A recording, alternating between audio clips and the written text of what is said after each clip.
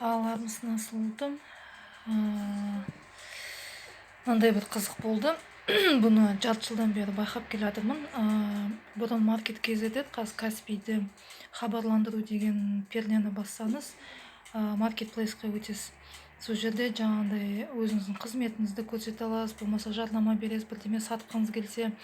Енді Каспий магазин дейді, бірақ маркетплейс қой бұрынғы.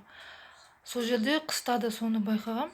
Мен енді өзім мамандығым енді басқаша жұмыс жасаймын, бірақ өз мамандығыммен де қосымша тағы жұмыс қарап көрейін. Енді жалғыз басты анамын, енді ақша қосымша керек қой.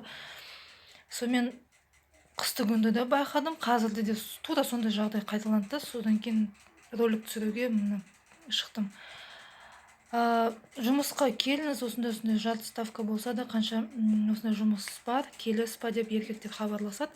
Барсаң, ана жақта бір көт қышыған сондай бір еркектер, озабоченный дейді ғой, енді жасы болсын, кәрісі болсын, сон қысты күні ұрысып, әрең блокқа тығып сөйтіп кеткен. Енді қазіргі осы 1-2 апта болды, тағы сондай жағдай қайталанды.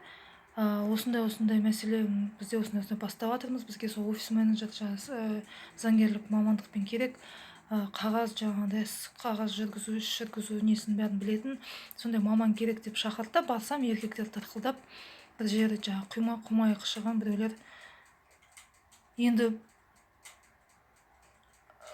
біреу біліп, бірі білмейтін шығар. Мен сияқты жалғыз басты аналар, көп бала аналар, болмаса қыздар Каспий KZ'ге жарнама жұмыс іздеймін деп жарнама берсеңіздер, кішкене абай болыңыздар.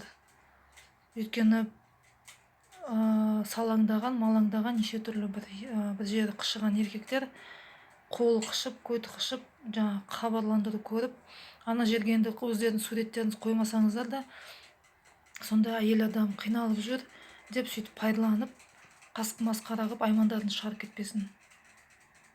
Солай ескерту жасап қойын едім, өйткені 2 рет басымнан өтті, әбден көзім жетті, құрып кетсін, қазір жарнамаларын бәрін алып тастадым.